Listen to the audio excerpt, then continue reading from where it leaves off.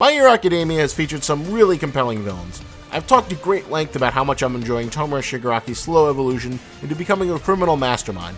The hero killer Stain has left a tremendous impact on the series, despite his short amount of screen time. Dabi and Toga, while not super well developed characters, do have some of the best character designs, and All for One is all you could ask for in a final boss villain.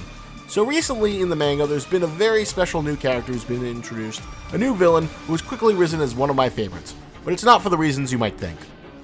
You gotta love shooting gun back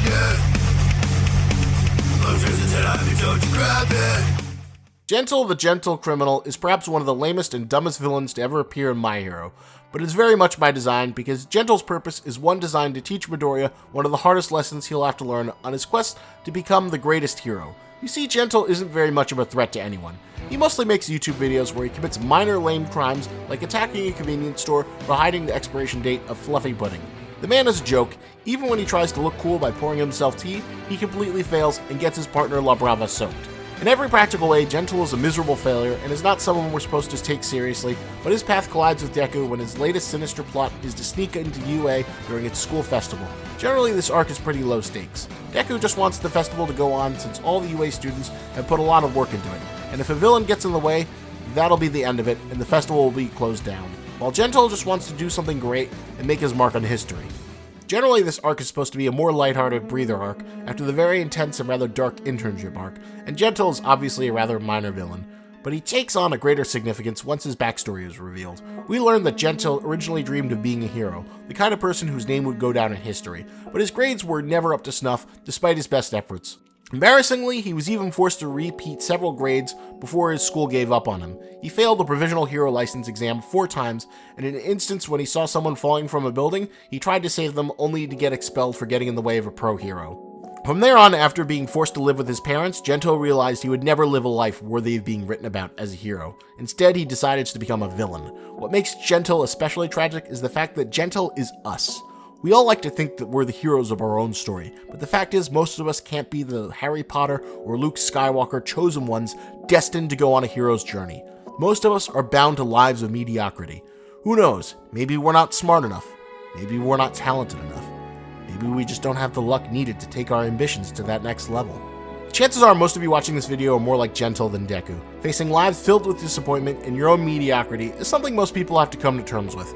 Not everyone can be like Deku, who lucks into meeting his favorite celebrity hero and immediately gets acknowledged as being worthy to be his successor just a few hours after bumping into him.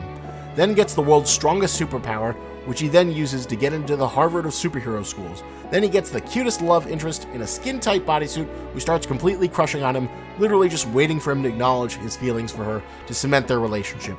For all intents and purposes, Deku has it made in a way that next to no one reading the manga will ever be able to relate to.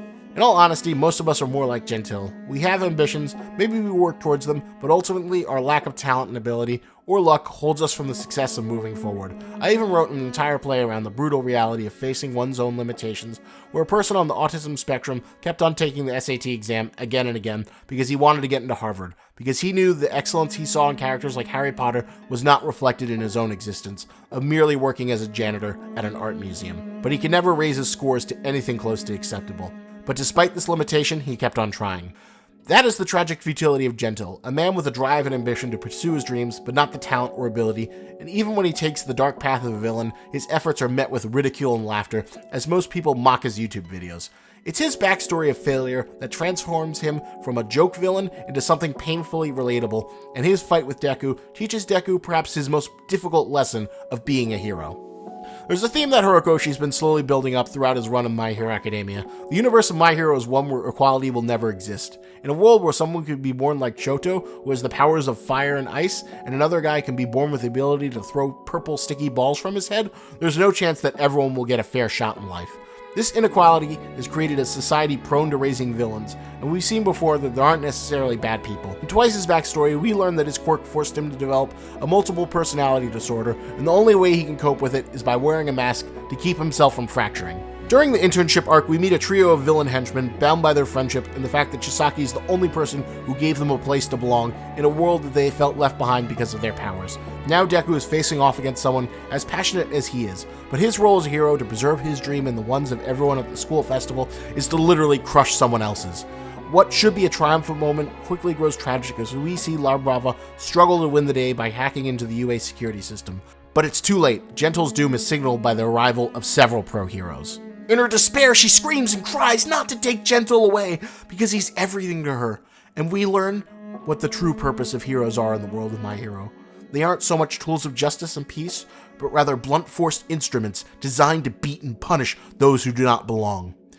If Deku is to succeed and surpass his mentor, this will be his toughest lesson. Through his experiences with Kota and Eri, he learned what it means to be someone's hero and save them. But now he will learn that it's not just the innocent who need saving, but it's also those he fights against. And if he is to go beyond, he'll need to figure out a way to save them too. That doesn't involve simply pummeling them into submission. If Shigaraki will be his ultimate challenge and greatest villainous rival, then the ultimate weapon that Deku can wield against his malice will be the ability to understand and empathize with him. Empathy is the greatest weapon a hero can wield, and this superpower is even greater than the power of One for All, as demonstrated by the Flash in one of my favorite scenes from the Justice League cartoon. Talk, while you still have a jaw. Hey! Would you guys please take it down a notch? Let me handle this. James, you're off your meds, aren't you? I'm better off without him. Take him if I start feeling down.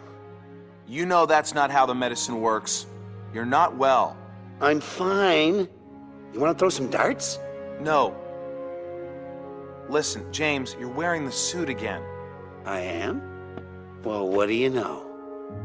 Here's the deal, buddy. Tell me where those guys went, and I promise to come see you in the hospital. We'll play darts. The soft kind. Okay. They're gonna ambush you at the Flash Museum. See? That's all we needed. Come on, we better get over there. What about your enemy? Oh, right. Dude, as soon as you finish your drink, turn yourself in. Got me again, Flash. Originally, I thought Gentle might get a redemption arc, and that might still happen, but he will probably teach Deku his toughest and most important lesson in becoming a hero, that if he truly wants to save someone forever, that he'll need to learn how to save them from themselves, without pummeling their hopes and dreams into submission. And so Gentle provides Deku and us with the painful lesson of what it truly means to fail. And with that, we reach the final end of My Hero Month. Hope you've been enjoying this content. I've had a blast talking about one of my favorite running series, and now it's time to come to a close. I literally run out of things I want to talk about, and for now, I'll be making video essays about other stuff. But who knows, this time next year, when the inevitable Season 4 hits, I might just do this again. Hope you've enjoyed it, and remember, lobsters and tennis, but don't you grab it.